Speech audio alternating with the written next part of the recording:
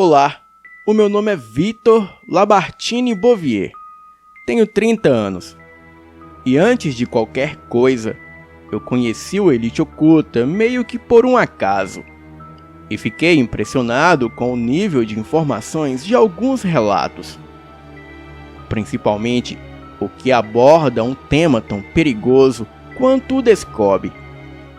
Até hoje, eu vivo para buscar maneira de destruir essa organização do inferno e fiquei realmente impressionado pelo fato do canal mencionar as atrocidades que essa organização comete em todo o mundo.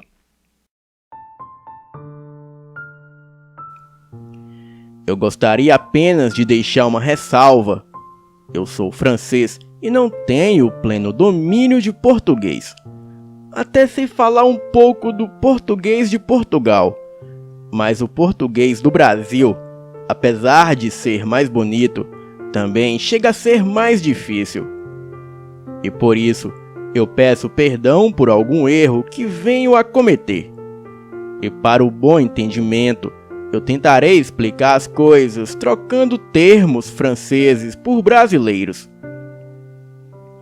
De antemão, eu peço perdão a todos os brasileiros do canal, caso eu venha a desrespeitar o seu idioma com erros gramaticais, grotescos ou frases e expressões confusas. Iniciarei falando um pouco da minha família, para melhor situar os fatos. O meu pai é francês e a minha mãe é argentina.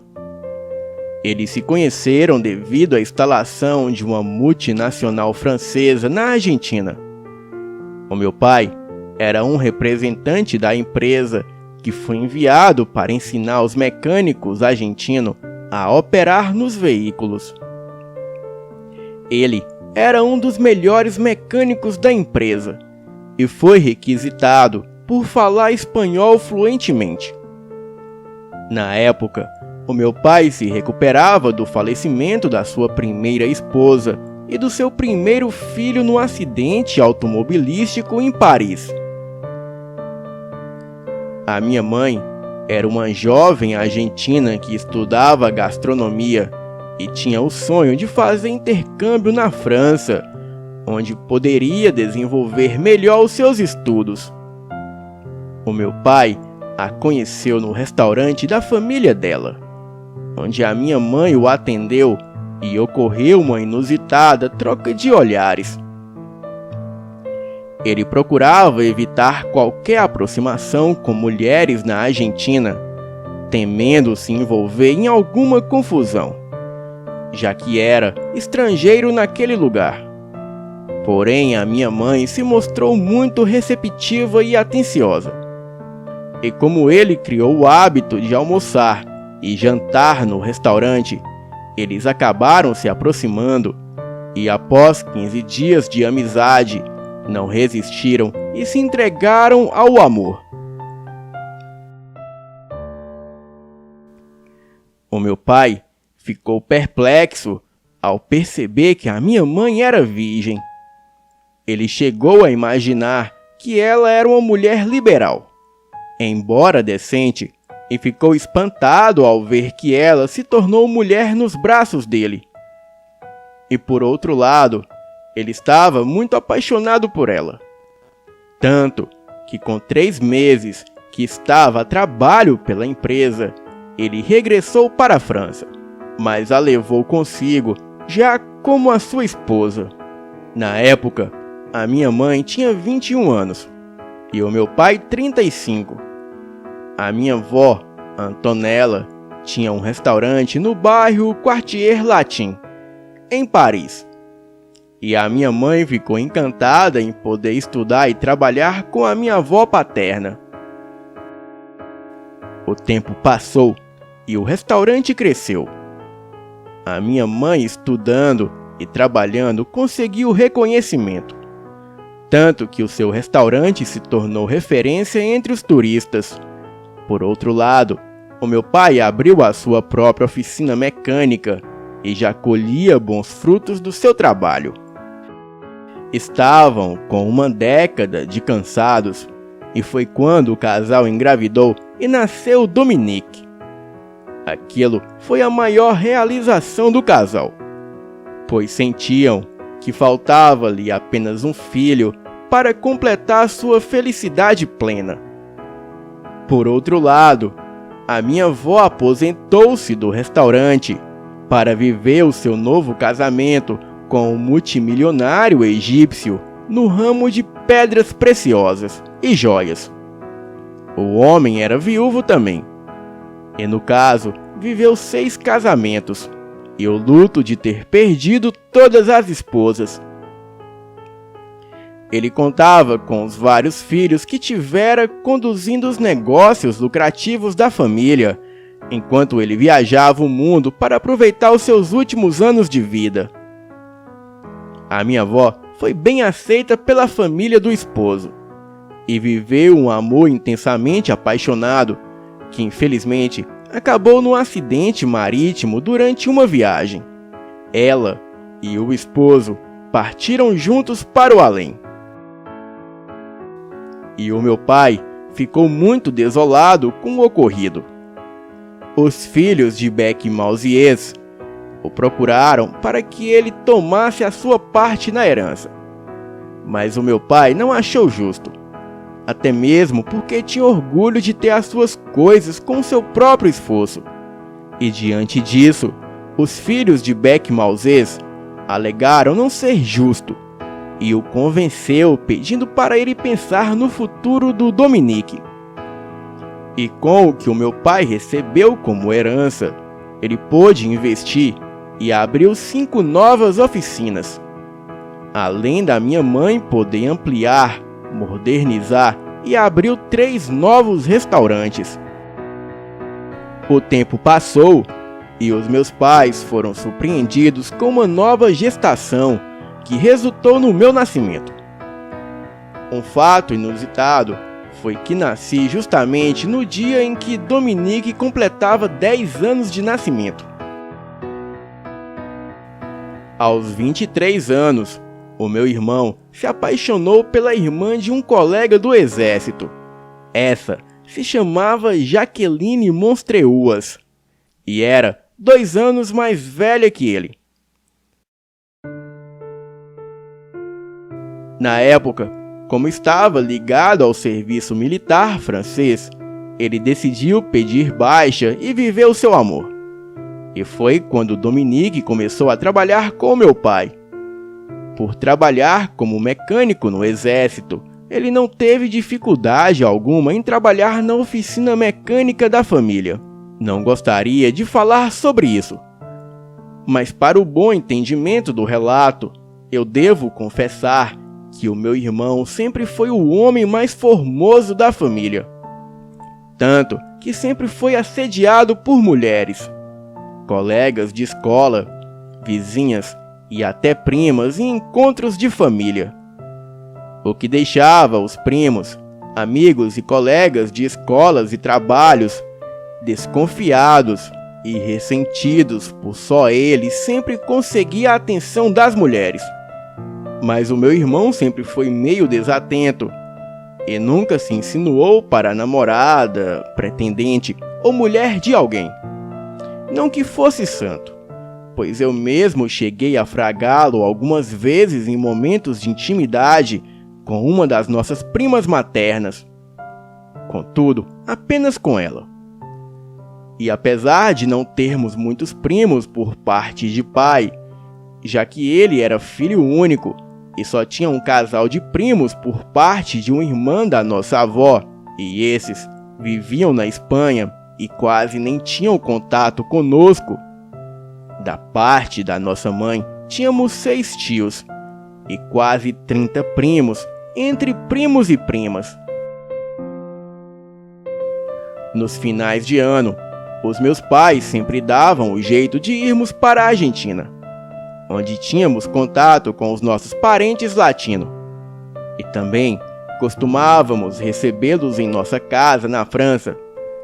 E o meu pai era um homem trabalhador, muito esforçado, amoroso e gostava de tratar muito bem a todos. Contudo, ele tinha um defeito. Ele era conservador e fechado para muitos temas que já se debatiam na Europa. E por não ter informação e não se permitir aprender, ele confundia gênero com condição sexual e era contra relacionamentos homoafetivos. Se bem que, como todo bom francês, ele não praticava homofobia ou vivia fazendo discursos de intolerância. Entretanto, dizia que os turistas eram livres para viver a sua depravação em paz, e assim como vizinhos, conhecidos e tudo mais. E que no ambiente de trabalho ele não se envolvia ou dava pitaco na vida de ninguém. Muito pelo contrário, ele respeitava e exigia que todos fossem respeitados e tolerados em suas esquisitices, desde que respeitassem a dinâmica do local, mas que jamais concordaria com homossexualidade ou depravação de um filho ou parente que frequentavam a sua casa. E por esse motivo, eu sempre vivi um dilema, pois desde quando eu me entendi por gente que eu me percebi homossexual. Todavia, eu escondi aquilo a 7 chaves. E como se não bastasse, o único homem que mexia os meus instintos afetivos e sexuais mais profundos era o Dominique. Chegava a amá-lo com uma intensidade tão grande e descontrolada que chegava a chorar de desespero, medo e culpa. No entanto, eu sempre respeitei o meu irmão, e jamais o desrespeitei ou forcei qualquer coisa. Vivia-o enaltecendo para os meus colegas de escola, e sem que ninguém soubesse, eu vivia-o desenhando e beijando os desenhos. Cheguei a ter sonhos proibidos e fantasias que me assustavam e envergonhavam. Porém, diante dele, eu sempre me continha, embora me estremecesse só de ouvir a sua voz ou receber o carinho inocente dele. Tinha o costume de cheirar as roupas sujas dele, para que de alguma maneira eu estivesse em mim. E se por um lado aquele era o meu inferno, por outro era a minha salvação, pois nunca me apaixonei por qualquer outro garoto, ou me insinuei para qualquer amigo ou conhecido. O meu amor proibido me dava forças para não ver graça alguma em qualquer outro. Ao chegar à puberdade, eu sentia tanto desejo pelo Dominique que me tocava pensando nele. Era uma loucura. O fato dele ser o meu irmão me enlouquecia ainda mais. Eu sentia que, embora nunca o tivesse como sempre sonhei, pelo menos era unido a ele pelo laço de sangue. E por esse motivo, eu me dediquei a exercícios físicos e aprendi lutas e viver em ambientes héteros masculinos. E ninguém nunca me associou à figura homossexual. E eu passava totalmente despercebido. Vivia imitando meu irmão em gestos, palavras e postura. E quando eu estava com 15 anos, ele se casou com a Jaqueline. O casamento foi lindo. E eu chorei tanto ao ver a felicidade dele, quanto ao comprovar que ele sequer perceberia o quanto eu o adorava. E depois do casamento, eles saíram em lua de mel. Quanto a mim, eu vivia triste pela ausência do meu irmão na casa dos nossos pais. Eu recordava que desde quando ele tinha 18 anos, mal parava em casa. E agora que havia se desligado do serviço militar, estaria para sempre ligado a Jaqueline. O meu único acalanto era saber que ele estava feliz. E com um mês curtindo a esposa em viagens românticas, Ele voltou para a casa dos nossos pais com ela. Na verdade, ambos concordaram em morar sob o mesmo teto que os nossos pais. A nossa casa era imensa e confortável. Os nossos pais mal paravam em casa, e a casa era tão bem dividida que, se assim preferissem, ficaríamos até sem nos ver. E nesse período, eu ajudava a minha mãe no restaurante sempre que não estava na escola. E o meu irmão ajudava o meu pai na oficina. A Jaqueline, que cursava faculdade à noite, também decidiu ajudar a minha mãe no restaurante. E isso fez com que a nossa mãe passasse a tratá-la como a filha que sempre quis ter. A minha cunhada também acabou se aproximando de mim, e eu passei a gostar muito dela. Eles continuavam muito apaixonados, e o meu irmão era amoroso com todos nós. E durante a noite, eu ia para a academia de luta e me dedicava aos treinos e exercícios físicos. E quando não estava ajudando a minha mãe, eu estava estudando, sempre ocupando a mente para não fraquejar. E foi quando a Jaqueline precisou desenvolver um projeto para a faculdade e decidiu trazer a sua companheira de projetos para estudo em nossa casa. Essa se chamava Sophie Girard Dufour. Ela se dizia pertencente a uma família nobre e muito rica. No entanto, preferia conquistar os seus sonhos com o seu próprio esforço. E por isso, decidiu se afastar dos parentes e enfrentar a vida como qualquer pessoa independente em busca do seu lugar ao sol. Assim que a vi pela primeira vez, eu não tive uma boa impressão. Ela era fina, educada, simples e muito bonita mesma. Se vestia muito bem e era bem-humorada. Mas algo parecia forçado nela, e então não me inspirou confiança alguma. E quando a Jaqueline apresentou meu irmão a ela, eu pude jurar que vi os olhos dela se encherem de interesse. Frequentou a nossa casa por 2 semanas, e como um passe de mágica conquistou a todos. Mesmo os meus pais, que mal paravam em casa, se sentiram fascinados por ela. Na ausência dela, Jaqueline só falava da amiga, e Sophie passou a frequentar o nosso restaurante, alegando que éramos uma família muito acolhedora, e que, embora ela lutasse para ser independente, sentia falta do calor de uma verdadeira família. De fato, ela estava hospedada num hotel muito luxuoso em um bairro conceituado.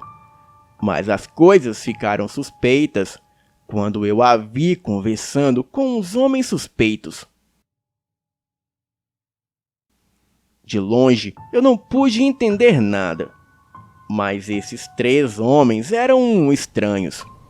Eu decidi me afastar do local e caminhar um pouco até que eu poderia pedir um táxi para me levar para casa. E foi quando, caminhando por uma rua cortada por vielas, eu ouvi um grito meio que abafado. Aquilo me chamou a atenção e eu corri para ver. E por incrível que pareça, eu me deparei com uma mulher que parecia estar sendo atacada justamente por outra mulher, vestida com as mesmas roupas que a Sophie. Na verdade, a mulher, pela distância que eu estava, era a Sophie.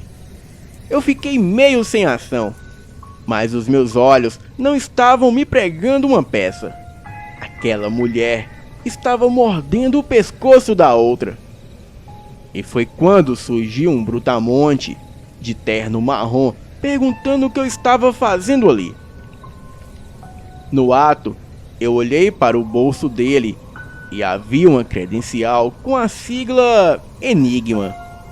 Este esbravejou que aquilo era uma gravação para o estúdio Enigma e foi me botando para fora. Fiquei intrigado por não ter visto nenhuma equipe ou equipamento de filmagem. Contudo, o certo foi que eu caí fora o quanto antes dali. E foi quando 2 homens de preto surgiram de uma viela e me abordaram lançando uma estranha lanterna em mim. Esses usavam credenciais com a sigla Descobre no bolso do paletó. Um alegou que eu era humano e o outro perguntando que diabos eu estava fazendo ali. Comentei que só estava esticando as pernas e falei que ouvi um grito de alguém mais acima e que vi uma mulher mordendo o pescoço da outra. Porém, era uma gravação do Estúdio Enigma. E diante disso, os dois se entreolharam e me mandaram sair dali para a minha própria segurança. Então, correram com as armas em punho para onde eu comentei que havia ocorrido o fato. O meu coração quase saiu pela boca e eu fiquei tão desnorteado que só fiz um sinal para o táxi.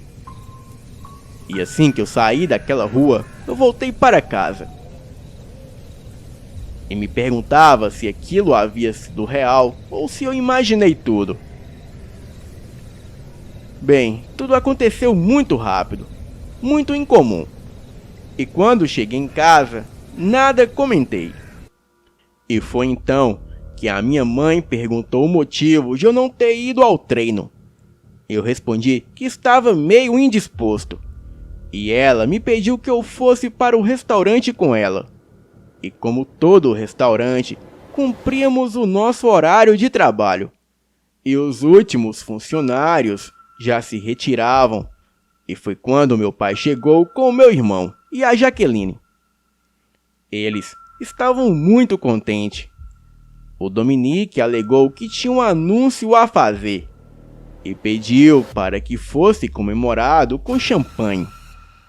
E foi quando soubemos que a Jaqueline estava grávida. E aquela foi uma noite maravilhosa. E eu fiquei muito emocionado pela felicidade do meu irmão e dos meus pais. No dia seguinte, no final da tarde, a Sofia apareceu em nossa casa muito contente, felicitando a Jaqueline e o meu irmão pela gravidez. Mas o que me fez quase cair foi o fato dela vir acompanhada do homem que me repreendeu na viela, alegando que estava gravando um filme. Ela o representou como Pierre Girard Dufour, o seu irmão. E assim que ele me viu, ficou evidente que me reconheceu. Contudo, procurou disfarçar. E apesar de surpreso, eu procurei fazer o mesmo. Entretanto, estava incomodado pela Sofia ter levado o irmão dela à nossa casa. Ele se mostrou muito educado e falou um pouco da irmã e da sua coragem em abdicar uma vida confortável para viver com seus próprios esforços. E toda a minha família parecia encantada com eles. Mas eu não me convencia que eles eram realmente boas pessoas. Sentia que havia algo por trás de tanta gentileza e interesse pela minha família.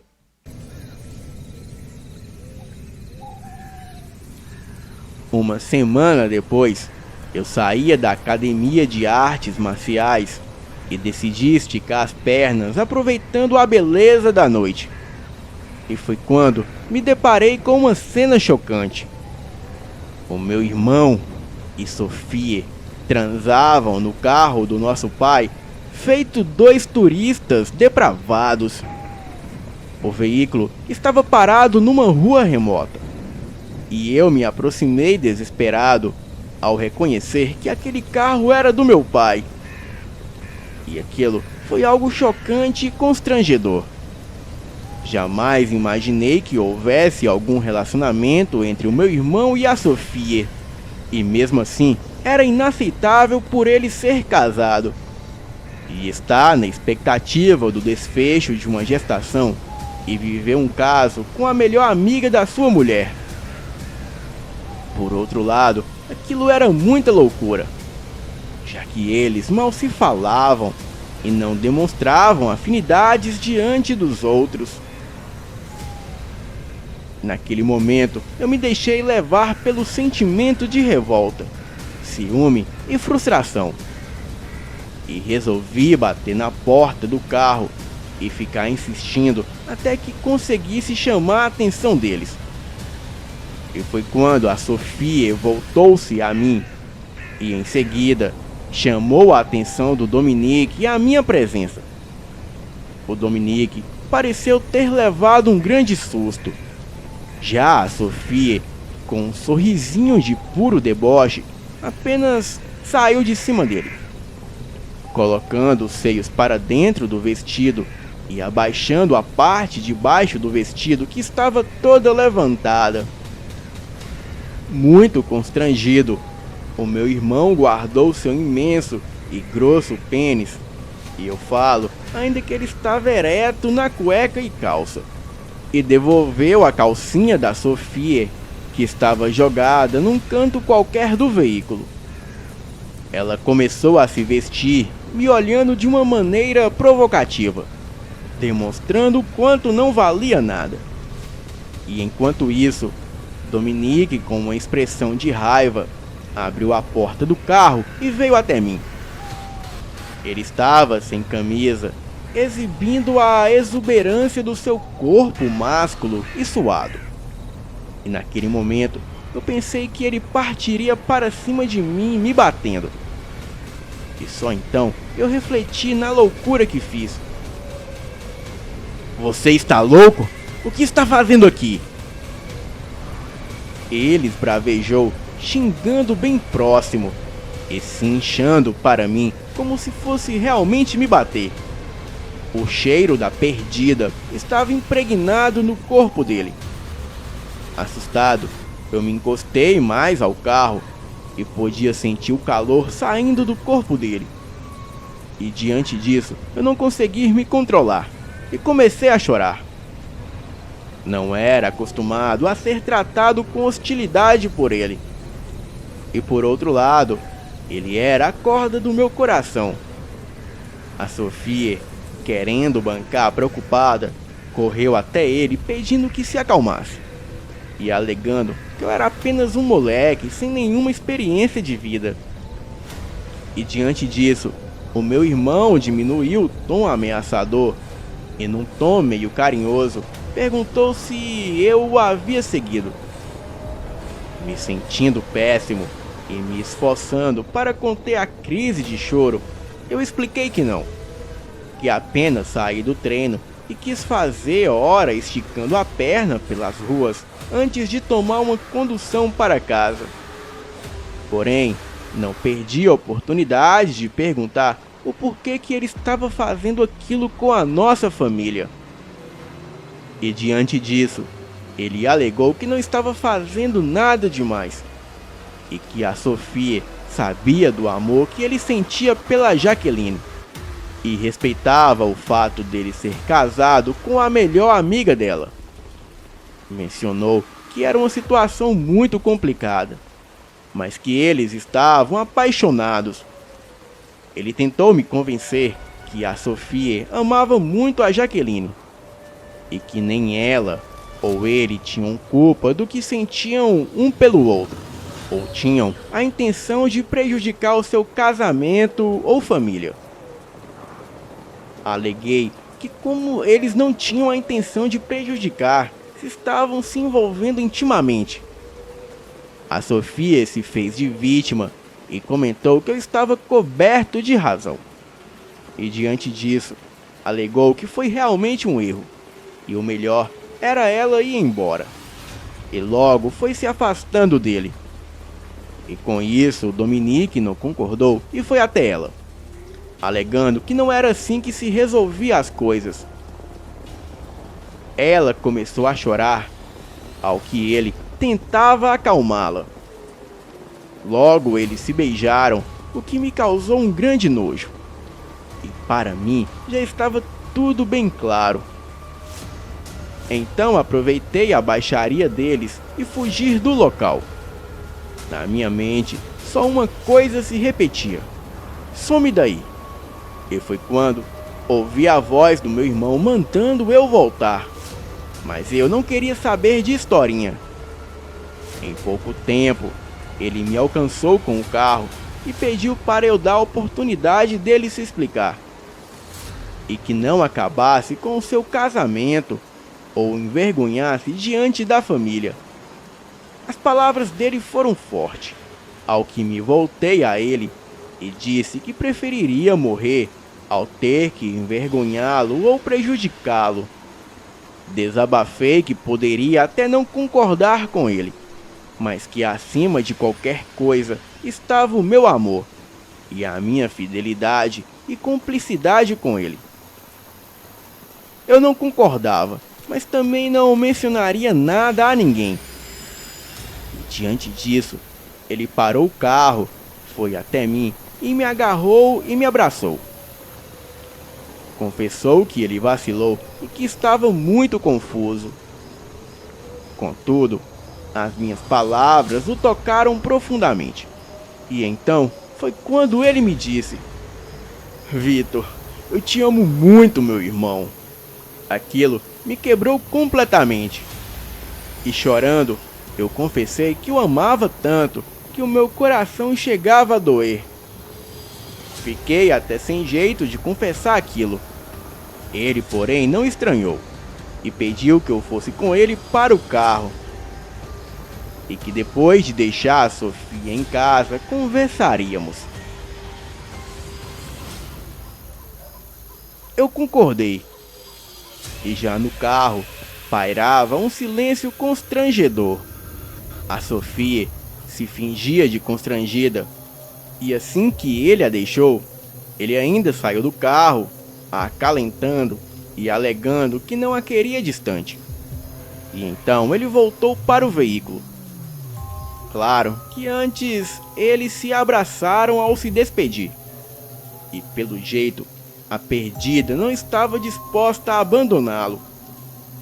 Dominique me explicou que o que tinha com a Sofia não era algo sujo como eu poderia imaginar.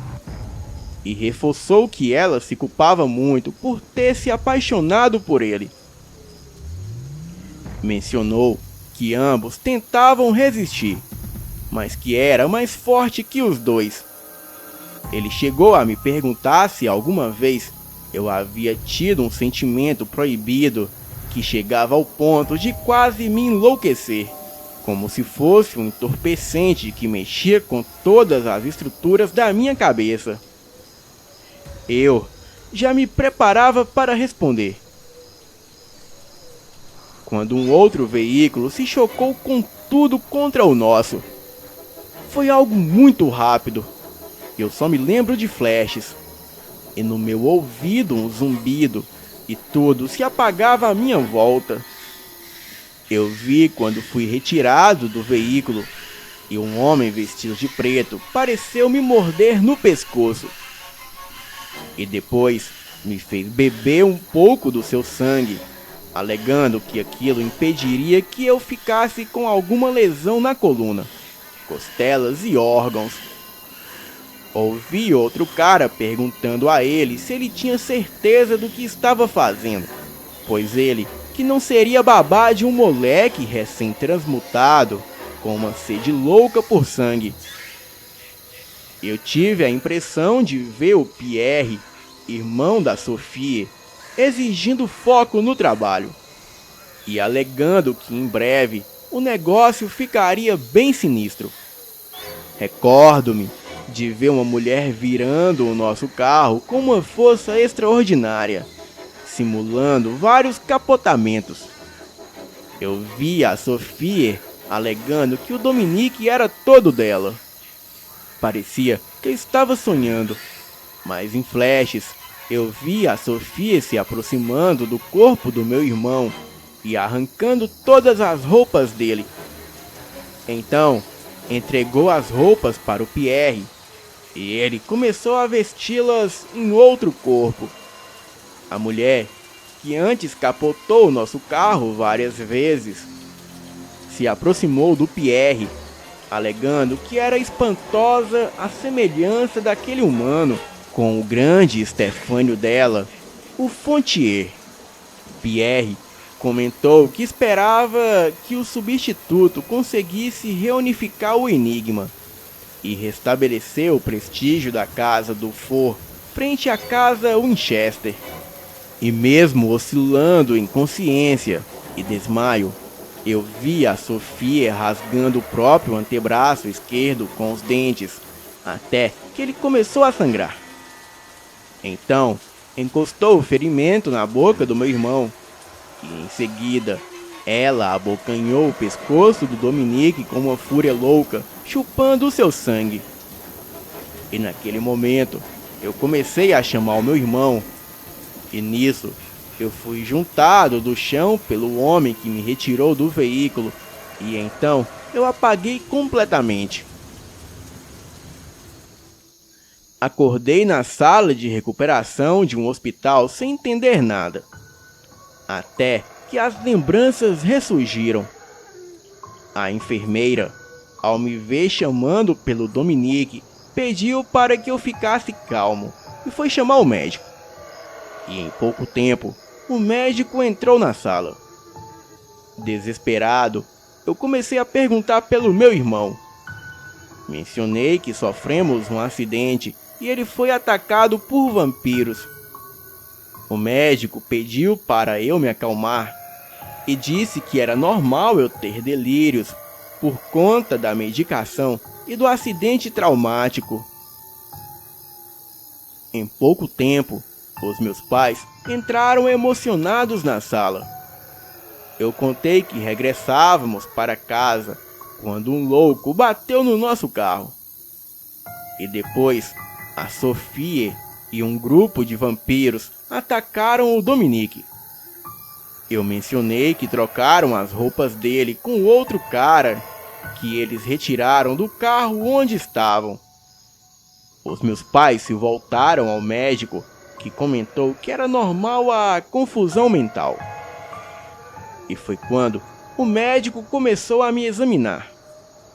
E diante disso, eu me dei conta que ficar falando o que aconteceu só me faria ser interpretado como um louco. Daí, eu procurei me acalmar. Eu havia dado a entrada no hospital vítima de um acidente de trânsito. E para os médicos, havia sido um milagre eu ter escapado com praticamente apenas algumas escoriações. O motorista que supostamente provocou o acidente havia tido um ataque cardíaco enquanto dirigia. Ele estava no mesmo necrotério que o suposto corpo do Dominique. Os meus pais estavam arrasados em ter perdido meu irmão, ao mesmo tempo que estavam aliviados por eu ter escapado do acidente. Eu sabia que tudo aquilo era uma trama, mas deveria me manter calmo se não quisesse parar num sanatório.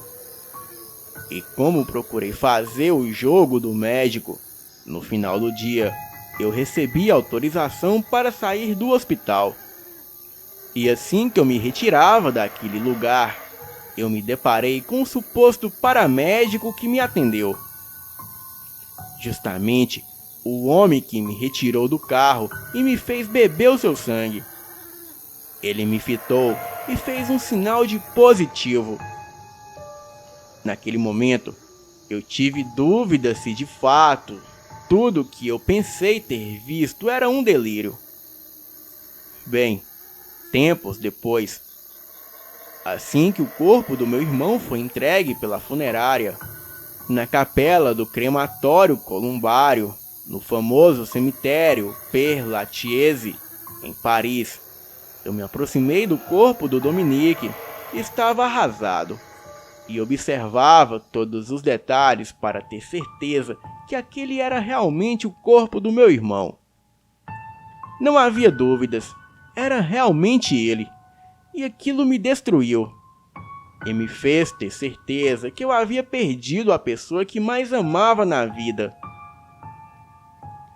Não satisfeito, eu fazia o reconhecimento do corpo a cada momento. Lógico que fazia o possível para não chamar a atenção. O momento mais difícil foi ver o corpo do meu irmão entrando na câmara de cremação, de onde restaram apenas cinzas.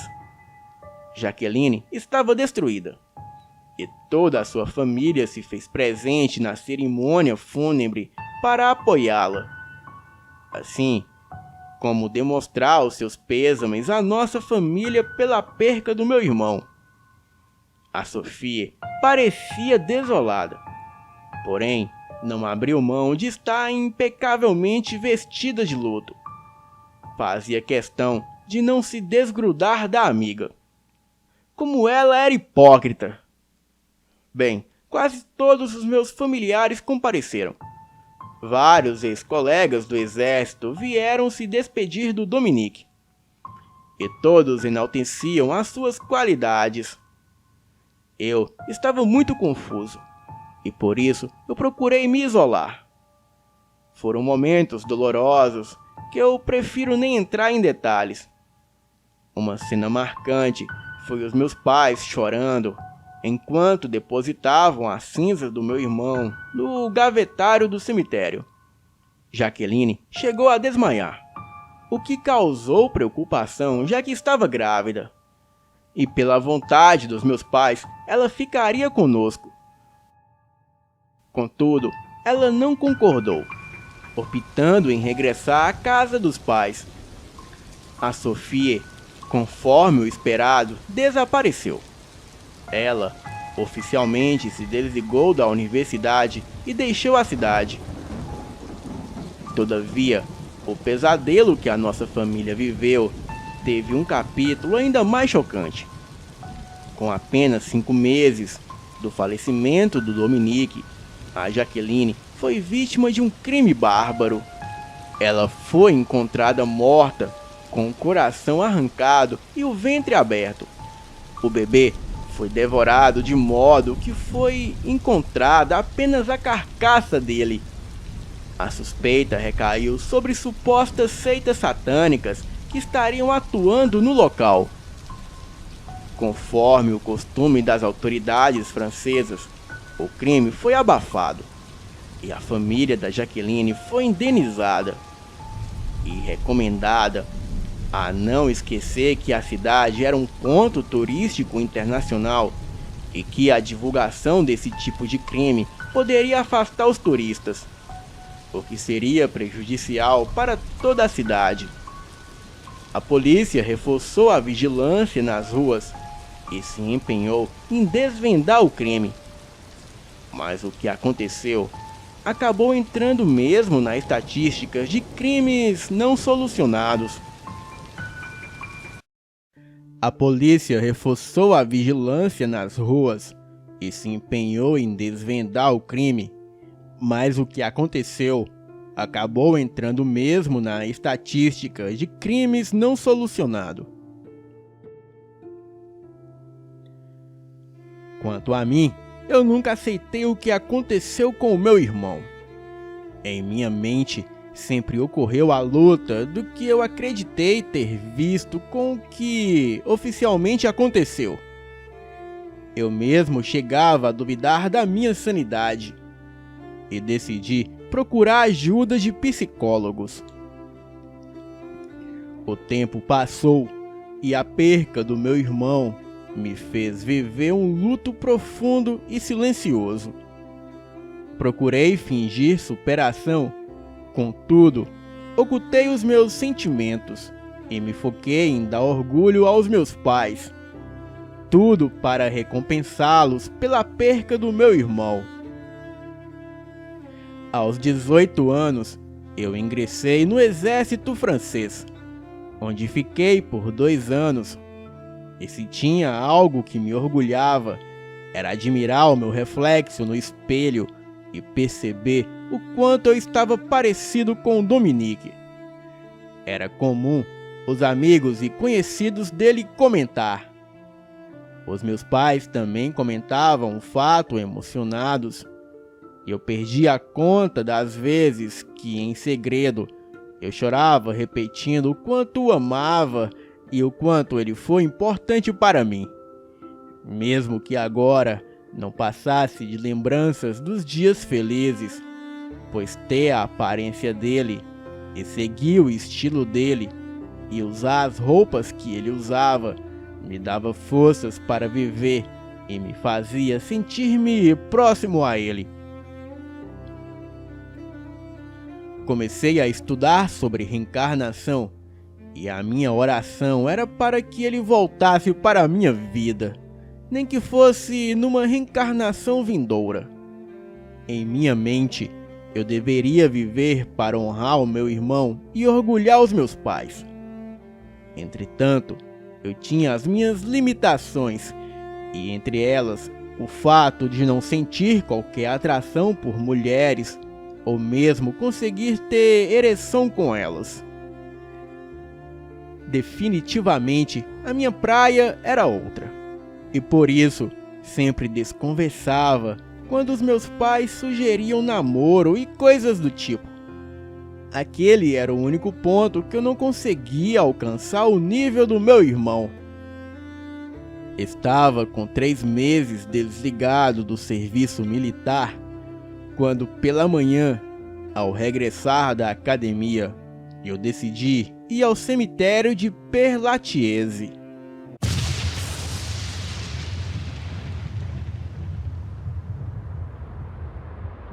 Era uma manhã nublada, e o que eu buscava era... Eu descobri que o meu irmão era viciado em mulher, e que não negava fogo a qualquer uma que se oferecesse ou caísse na conversa dele. Ouvi brincando no exército com seus colegas de alojamento, debochando daqueles que não ficavam com mulheres alguma, sorrindo das mentiras que alguns contavam e dando palmadinhas ou passando a mão no traseiro dos colegas em momentos de brincadeiras, mas apenas por molecagem, para se divertir da zoeira que alguns colegas faziam e da raiva com que os caras ficavam. Eu vi que ele tinha a mania de mostrar o seu bilau duro para os colegas mais íntimos, e que ele tinha muito orgulho de ter uma manjuba realmente grande e bruta.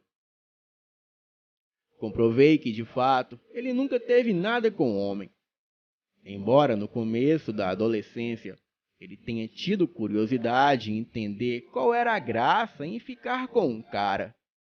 Entretanto, faltou-lhe coragem e excitação para experimentar.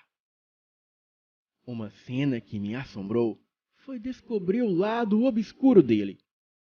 Ele foi quem matou a Jaqueline e o próprio filho. Fez isso para acabar com seu passado humano e comprovar o quanto estava compromissado com a causa da Sofia e de todos os vampiros da linhagem do For. Bem, como os vampiros fiéis à liderança della Fontier. Eu vi ele matando lobisomens, vampiros contrários a decisões dele, e vampiros que suspeitavam que ele não era o Stefânio della Fontier, mas sim um impostor. A minha mente parecia prestes a explodir de informações. Eu soube que o Descobre estava levando o melhor na luta pelo poder de caçar e exterminar seres sobrenaturais. Eu soube que o meu irmão queria matar um cientista chamado Marcel Berardes Leblanc, pois este estava desenvolvendo um projeto para o Descobre chamado Ibricanes, que consistia em experimentos para obter supersoldados lupinos a serviço do Descobre. E por último, eu revivi a surpresa que ele ficou ao descobrir a minha alma, e vi o quanto meu sangue e os meus desejos e instintos mexeram com ele.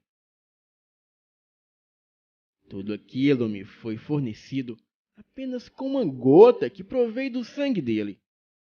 e aquilo me fez entrar em transe, como se eu estivesse distante da realidade.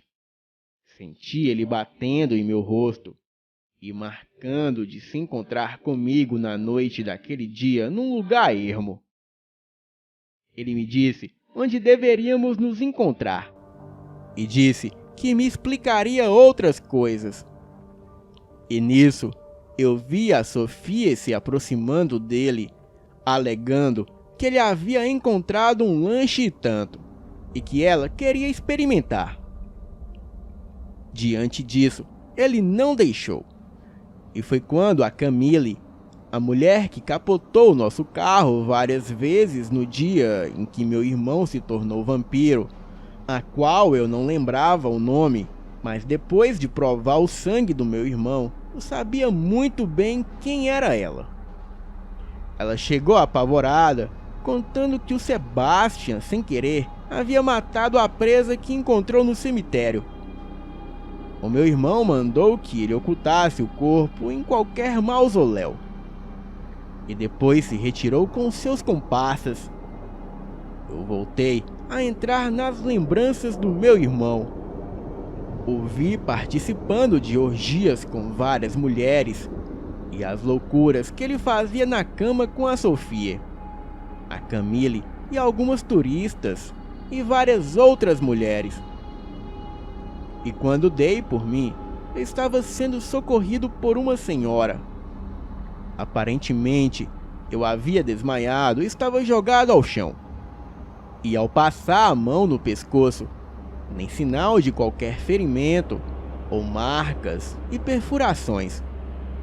Agradeci à senhora pela ajuda, a tranquilizei e procurei sair do cemitério. Estava confuso, me perguntando se tudo aquilo era real. Mas era impossível não ser, pois como eu teria todas aquelas lembranças acerca da vida do meu irmão? Por outro lado, ele havia marcado um encontro comigo, e comparecer a ele me seria como uma comprovação que aquilo foi real. E assim que cheguei em minha casa, eu procurei me isolar no quarto, onde poderia comprovar o meu encontro com o Dominique, através das marcas deixadas pelas mordidas dele.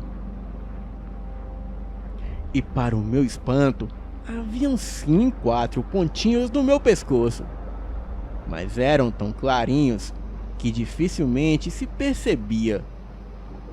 Cheguei à conclusão que, de alguma forma, deveria haver uma secreção que potencializava a cicatrização. E depois de me alimentar, eu voltei a procurar as marcas e não encontrei nada. Faltando meia hora para o encontro, eu subi na minha moto e rumei para lá. Estava ansioso e preocupado, e a todo momento eu reparava o horário. E foi quando meu irmão surgiu diante de mim e eu levei até um susto, pois havia observado há pouco tempo a direção em que ele surgiu, e não vinha ninguém daquela direção. Eu perguntei se ele era real ou se eu estava ficando louco. Ele pediu que eu tocasse nele, e depois reforçou que ele era um vampiro, e que já havia explicado tudo a mim através do seu sangue. Ele comentou que era melhor não ficarmos parados, mas caminharmos. Bem, eu concordei. Perguntei o porquê ele se afastou e nunca se importou com a tristeza da nossa família. No que ele comentou que não eram mais como antes, e mesmo se mantendo afastado, nos protegia. Além do mais, ele estando tecnicamente morto, ele causaria menos sofrimento. Ele explicou que as marcas deixadas por um vampiro cicatrizam quase que instantaneamente, devido às secreções específicas da boca de todos os noturnos. Contudo, a perca de sangue da vítima levava o tempo humano para se restabelecer. Daí, existe o risco de morte se o vampiro não souber a hora de parar, e que para que as chances de uma transição vampírica sejam um sucesso, era necessário o ciclo de um sangue entre o vampiro e o humano. Um deveria sugar todo o sangue do outro, enquanto oferece o seu sangue para a mutação.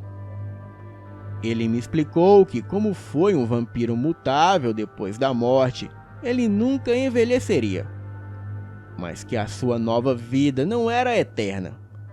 Provavelmente, ele viveria mais alguns milênios e algumas centenas de anos. Indaguei por que ele matou a Jaqueline e o próprio filho.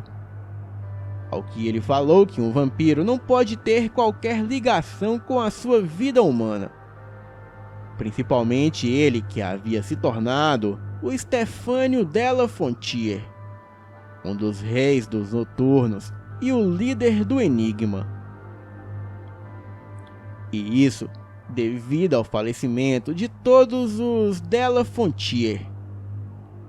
Ele revelou que só ter a aparência de um dos reis não era o suficiente para convencer que ele escapou de um ataque do Descobre. Ele deveria provar com atitudes e decisões. Revelou que teve que estudar muito e aprender muitas coisas, e que o mais difícil foi convencer a Constância Della Fontier de que ele era o seu marido e primo caçula. Todavia, como não obteve sucesso, ele simplesmente a matou. Contou que o Departamento de Contenção Obscura, o Descobre, era a evolução da Ordem dos Sagrados Caçadores Eclesiásticos, fundados e financiado pela Igreja Católica Arcaica, e que se unia aos caçadores de recompensas da Ordem de Cavaleiros Profanos, especializados no combate a demônios e seres das trevas, e ainda as famílias mais influentes do mundo, e sendo seus alvos lobisomens, canes do inferno, necrolupinos, vampiros, bruxas, feiticeiros e filhos do demônio. Também metamorfos, wendigo, mapinguaris, arpias, mulheres cobras, límoros, limianos e setialenos, sacis do umbral, aparições de estradas, possessões, OVNIs, ETs e muito mais. Ele explicou que o Enigma se rendeu à igreja e se colocou aos seus serviços, sendo vistos como demônios domesticados que contribuem para a ordem na Terra. Contudo, o Descobre, ao se consolidar, decidiu acabar com todos os seres sobre-humanos e ordenou a aniquilação indiscriminadamente.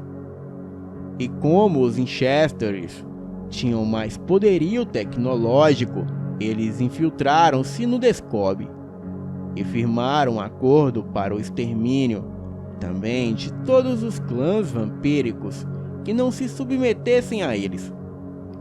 Porém, eles precisaram exterminar os vampiros fiéis à Casa Della Fontier e os insubordináveis a eles: os Dufour, os Gadier, os Champollions e também os Souza, os Portinari e os Correia, sendo esses três últimos clãs de vampiros brasileiros, que de tão imperceptíveis na sociedade, os brasileiros nem imaginam que existam.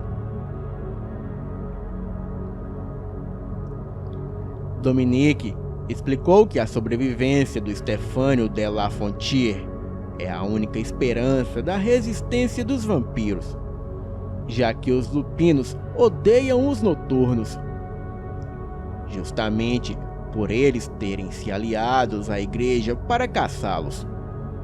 E embora haja muita organização de resistência lupina, eles consideram os noturnos como traidores. O meu irmão admitiu que o ressentimento dos lupinos pelos noturnos é simplesmente compreensível, mas ele não pensa como pensava o verdadeiro Stefânio de La Fontier, e que só com a união de todos os seres sobre-humanos o Descobre seria aniquilado. Conversei com meu irmão por horas, mas por mais que tivesse razão para odiá-lo, eu não conseguia.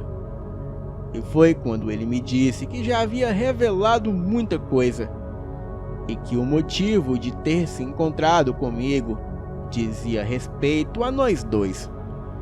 Ele revelou que não me reconheceu no cemitério, e que pensou que eu era apenas um completo estranho, e disse que o ato de ter bebido meu sangue foi um erro, pois eu era o ser humano mais próximo do que ele já foi, uma vez que eu nasci da mesma combinação genética que ele. E revelou que nem os nossos pais, ou o filho que ele teria com a Jaqueline, tinha um DNA tão aproximado com o dele. E foi por isso que ele conseguiu fazer a leitura da minha alma simplesmente provando o meu sangue. E conseguiu se comunicar comigo também pelo sangue.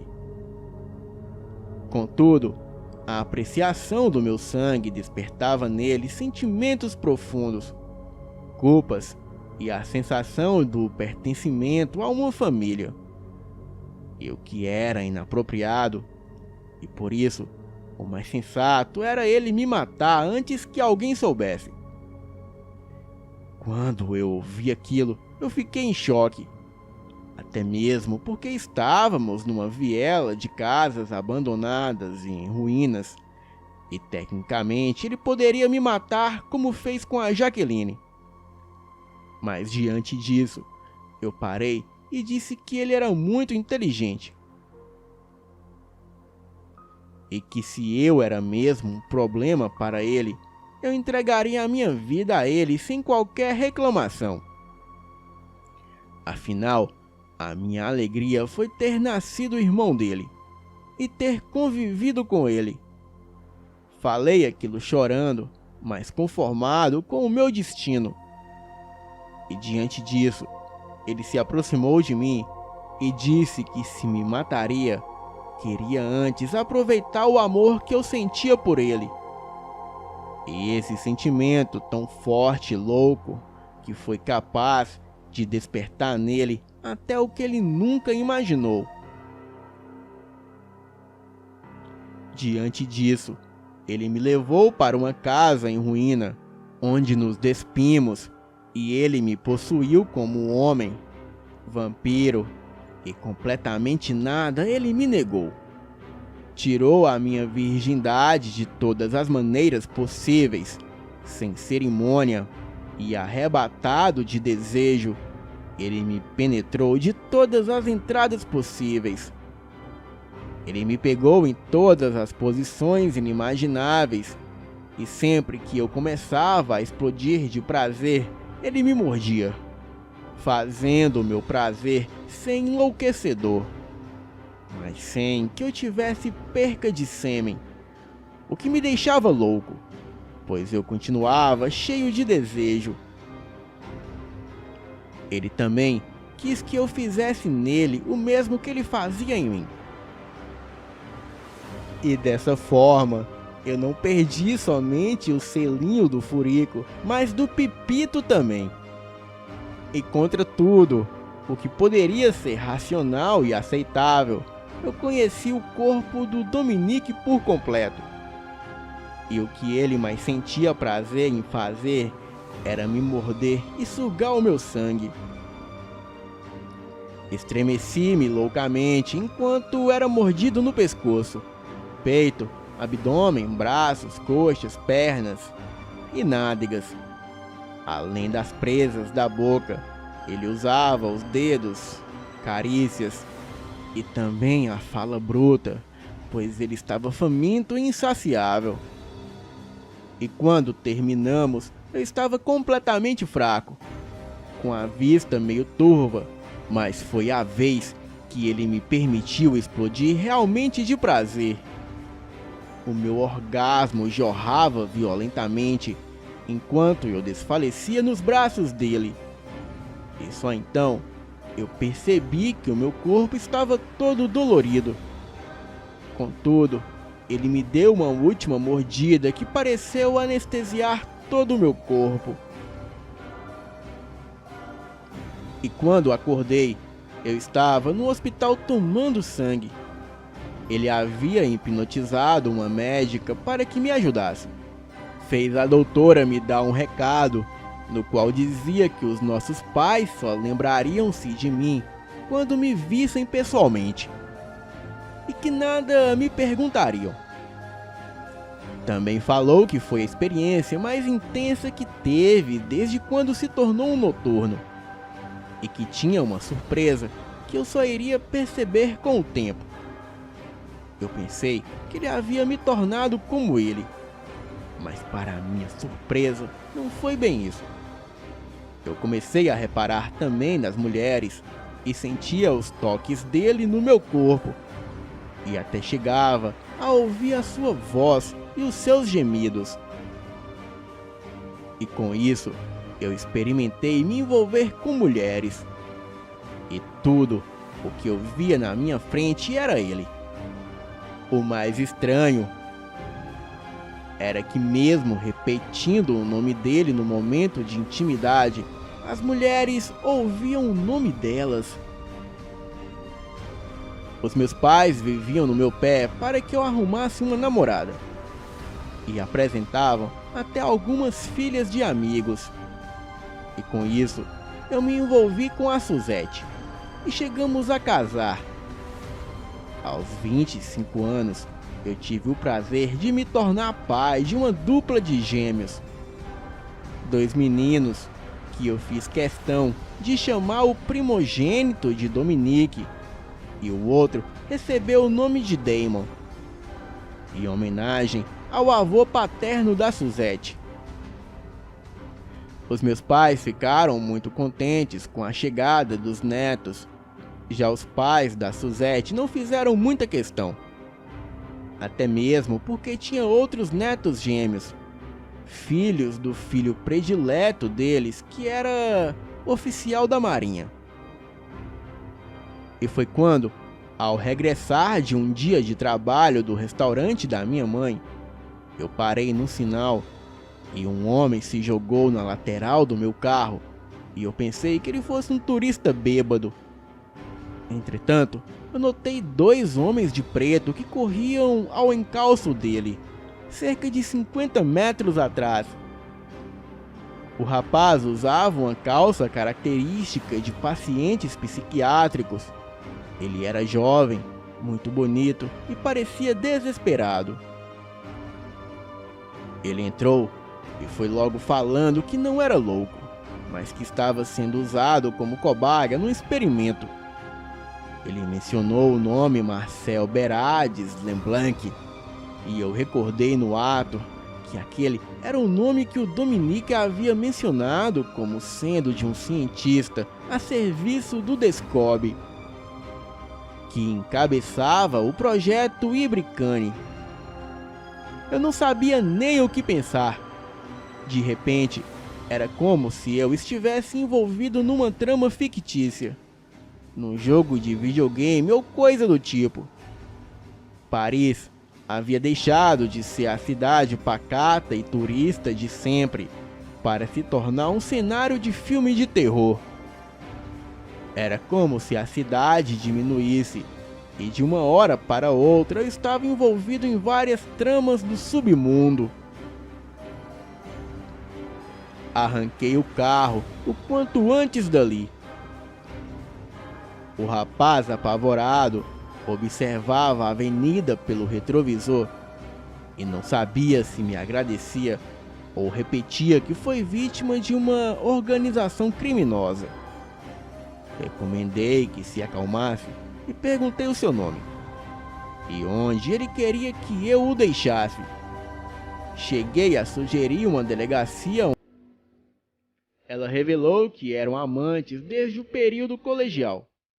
Revelou também que, de certa forma, me amava e que sabia que eu era um homem honesto, trabalhador, gentil e de família acolhedora, e também o pai dos filhos dela, e um bom companheiro, mas que ela não era feliz, pois, embora sentisse um carinho por mim, nunca me amou verdadeiramente, e até me usou para se proteger da tirania do seu pai. Muito calma, abracei e pedi desculpas por ela ter sido obrigado a viver comigo e ter me aceitado na intimidade, sendo que os seus desejos nunca foram para homens, mas sim por mulheres. Disse que compreendia a sua dor e que deixaria que ela decidisse o que julgava melhor para a nossa vida a dois. Ela ficou perplexa e me perguntou: como assim? Ao que revelei que ela só trouxe alegria para a minha casa e que os nossos filhos ajudaram os meus pais a conviver com o luto de ter perdido Dominique. Também a primeira nora e o primeiro neto. Conversamos com muita maturidade. E foi quando o Nicolai apareceu, alegando que estava com fome. Ela mencionou que tinha comida na geladeira e depois quis saber quem era o Nicolai. Aleguei que ele era alguém que precisava de ajuda e que foi vítima de sequestro por uma organização criminosa. Esteve 5 meses sendo usado como cobaia e também estava precisando de um esconderijo. A Suzette ficou boquiaberta e perguntou se eu estava louco. Pedi para ela se acalmar e comentei que ninguém nos viu juntos e que de maneira alguma ele esteve na nossa casa. Naquele momento, a Cecília chegou avisando que iria embora. Aleguei que não havia razões para aquilo e que era perigoso. Mencionei que deixava a Suzette livre para ser feliz com ela. Contudo, eu tinha problemas mais sérios. A Cecília me fitou pasma. E no dia seguinte, eu acordei no sofá do chalé e a Cecília e a Suzette dormiram de portas trancadas no quarto de casal. E o Nicolai estava no quarto de hóspedes. E foi quando eu me refleti que o Nicolai era um completo estranho e aproveitei o fato de precisar de um banho para ir ao quarto onde ele passou a noite. A cama estava vazia e por um impulso eu adentrei o banheiro e foi quando o surpreendi completamente despido, escovando os dentes. E para o meu espanto, ele era mais bonito do que eu havia percebido antes. E de fato, ele deveria ser um prostituto muito requisitado. Foi quando eu refleti que o Nicolai era um completo estranho e aproveitei o fato de precisar de um banho para ir ao quarto dele, onde ele passou a noite. A cama estava vazia e por um impulso eu adentrei o banheiro. E foi quando o surpreendi completamente despido, escovando os dentes. E para o meu espanto, ele era mais bonito do que eu havia percebido antes. E de fato, deveria ser um prostituto muito requisitado. Ele voltou-se a mim assustado. E teve uma coisa que eu aprendi no exército, foi que homem não tem cerimônia em banheiros masculinos. Fui até o vaso onde urinei. E em seguida já fui tirando a roupa e avisando que tomaria um banho primeiro.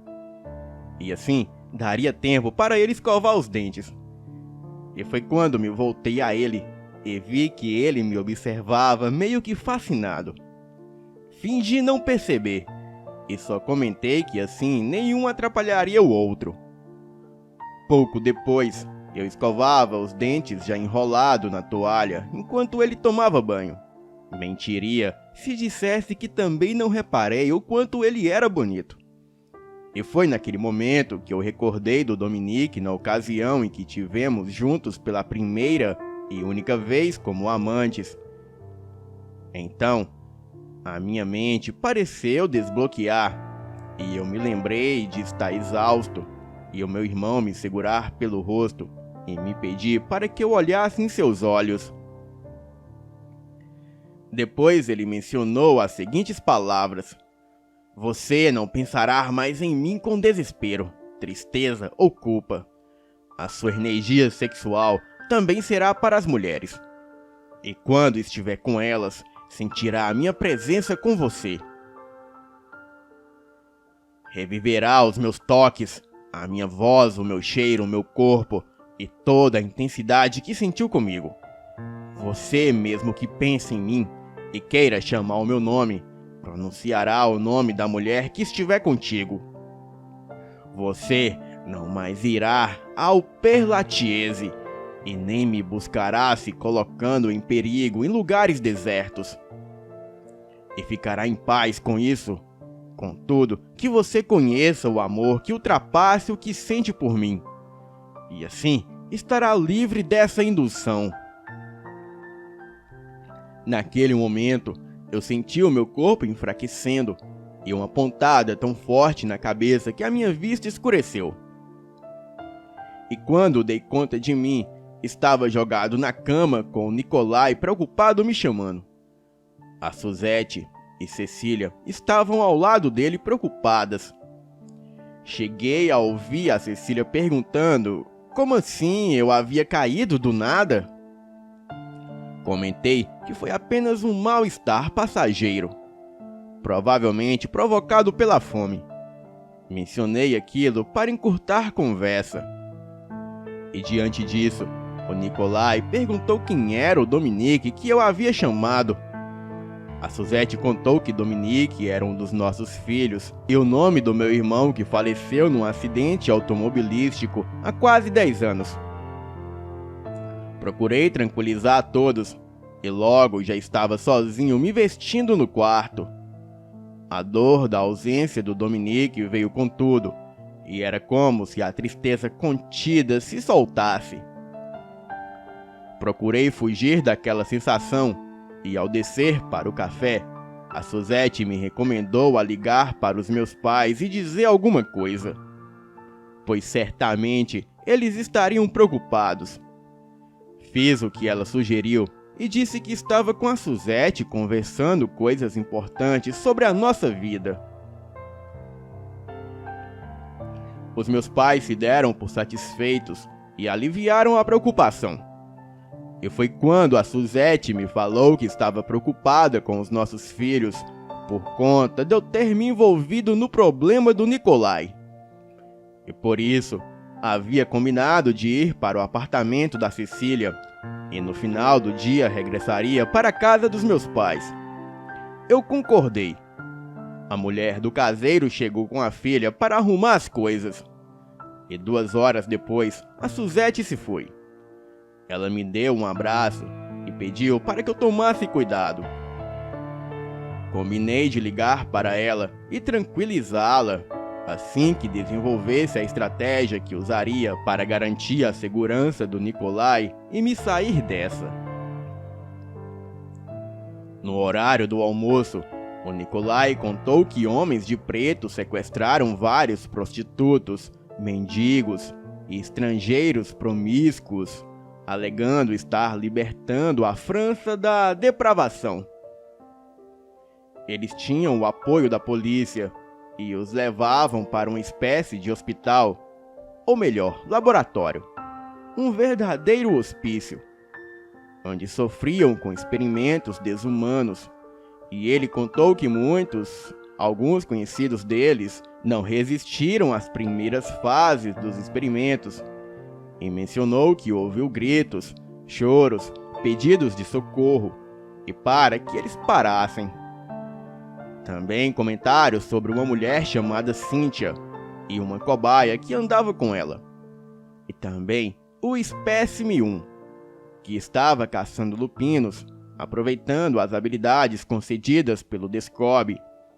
E ele revelou que durante o tempo que esteve preso naquele laboratório do inferno, que era chamado de Bahamut, mas haviam outros, os quais eram chamados de Amor-Deus, Valak, Leviatã, Belforgo, Aquemã e Agares, todos tendo codinomes de demônios, e referenciado como os mais promissores espécimes a se tornarem os primeiros Ibricanes. Ele contou que injetaram nele substâncias, o que fazia vomitar e ficar muito mal. Submetiam-no a situações extremas de dor e retiravam seu sangue a todo momento e depois o sedavam. Daí, não recordava o que fazia com ele posteriormente, mas que tinha consciência que era administrados drogas, enzimas e substâncias que o fazia se sentir estranho, e ele era mantido cativo em cela ou câmeras. Recordou que um dos sequestrados, que antes se chamava René e mendigava pelas ruas, foi transferido para outra ala, onde se ouvia os seus gritos de dor ecoando pela instalação. E dias depois, comentários que ele tivera a mutação esperada e que já havia sido transferido para a fase de patrulhamento e operações. E de acordo com o que se sabia, ele havia se tornado o agente Valak e começaria a limpeza pelos noturnos. Nikolai comentou que o viu uma única vez, e isso antes da transferência. Ele era conduzido acorrentado feito um bicho, com uma máscara na cara e escoltado por soldados com aparelhos de choque. Estava totalmente entregue às ordens da equipe de cientista como se fosse uma máquina. Nikolai mencionou ser terrível viver aquele destino. Embora aquele relato parecesse surreal, me deixou chocado. E pela primeira vez, eu senti um medo terrível e até arrependimento em ter me envolvido naquela trama, mas já era tarde para voltar atrás. E por outro lado, o meu senso de humanidade jamais concordaria com o uso do ser humano como cobaias forçadas por uma organização criminosa e extremista. Porém, o pior era que o Descobre era cobertado pelas autoridades, e não havia como bater de frente com eles. Após o almoço, o Nikolai foi para o quarto disponibilizado para ele, e eu decidi repousar no quarto principal. Foi quando, ao despertar de um breve cochilo, eu recordei de fatos bloqueados em meu consciente pelo Dominique. Eram as palavras dele de quando estivemos juntos pela última vez. Eu te amo, Victor, desde quando me tornei um noturno, que perdi muito da minha humanidade e passei a ver as coisas de uma maneira menos surreal. Entretanto, te agradeço por ter me devolvido parte dela. Sabe, você me deu a oportunidade de realizar uma curiosidade há muito tempo adormecida, e que nem eu cogitava mais experimentar. Ele admitiu sorrindo. E se te importa saber, você não ficou devendo nada às mulheres que já tive. A única parte que não foi legal foi a minha parte de trás ser invadida. Ele voltou a sorrir. Mas serviu de aprendizado. Eu nunca mais repito essa experiência, pois parece que eu fui arregaçado por 1 litro de pimenta, malagueta e navalha.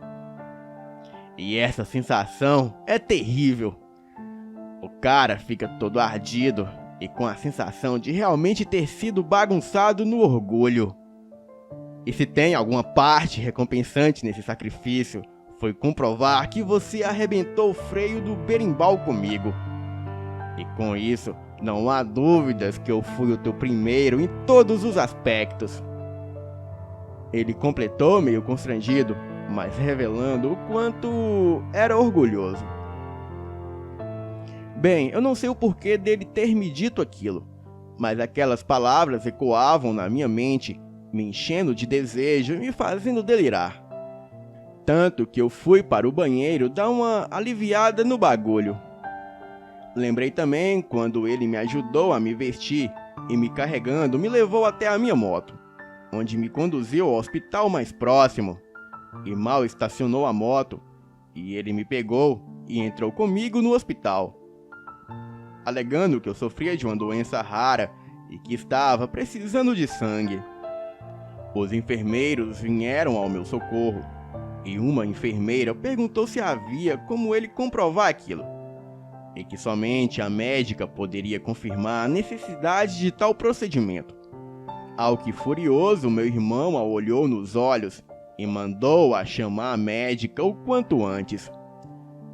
A especialista pareceu meio incomodada em vir falar com o meu irmão, ao que ele exigiu que ela me colocasse para tomar bolsa de sangue, e até mencionou que era um vampiro e que exagerou no consumo do meu sangue. E por estar sendo induzida, a mulher atendeu imediatamente e até me deixou as mensagens deixadas pelo meu irmão, de que ele acalmaria os nossos pais quanto à minha ausência. Agora, eu entendi alguns detalhes que foram bloqueados na minha mente e estava surpreso com a capacidade de influência psíquica do Dominique. Porém, estava preocupado com ele e temia que o desbloqueio da minha mente tenha alguma coisa a ver com ele ser capturado e estar sendo submetido a experimentos, ou até ter sido eliminado. Bem, eu não tinha certeza de nada. Tudo era uma suposição. Todavia, aquilo me causou um desespero e uma angústia sem comparação. E tudo o que eu mais queria era saber se o Dominique estava bem. Mas para não me enlouquecer, eu preferia manter a fé. No final do dia, eu voltei para a casa dos meus pais, até porque precisava justificar tantas atitudes incomuns que tomei. Deixei o Nicolai no chalé, porém, combinei de passar todos os dias para saber como ele estava, repassar informações e garantir o atendimento de qualquer necessidade dele. Conversar com os meus pais não foi difícil. No dia seguinte, eu trabalhei com a minha mãe, mas visitei o Nicolai. Fui de moto para chegar mais rápido e ainda estive no cemitério Perlatiese, à procura do meu irmão.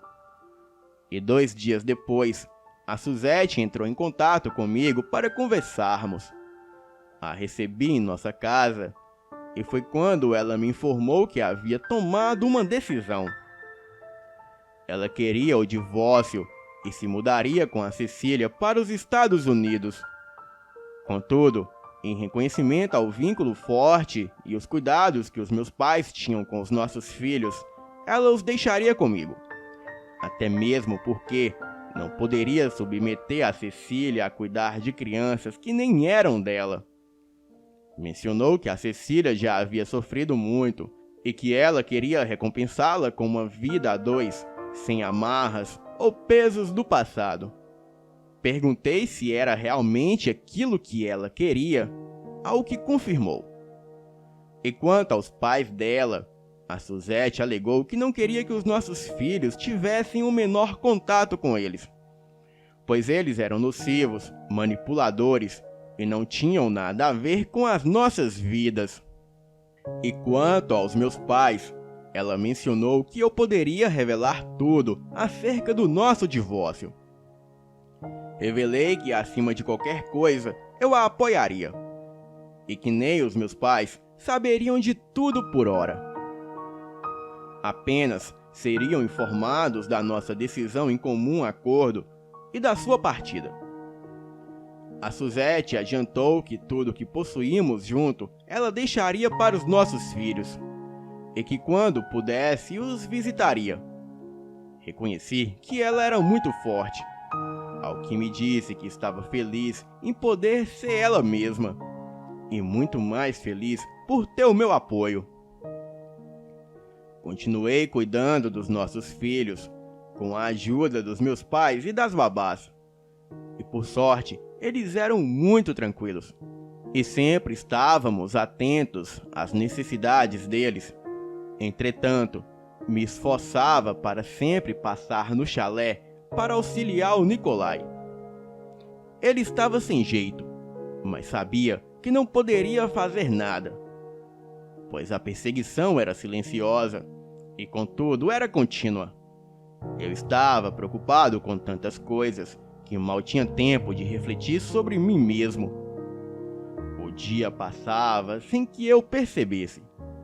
Cumpria a minha jornada de treinos na academia, visitava o chalé, trabalho no restaurante e cuidados com os meus filhos, e tudo isso sempre preocupado com o Descobre. E foi quando precisei levar alguns pormenores para o Nikolai, e ele confessou que estava a ponto de enlouquecer de carência e desejo.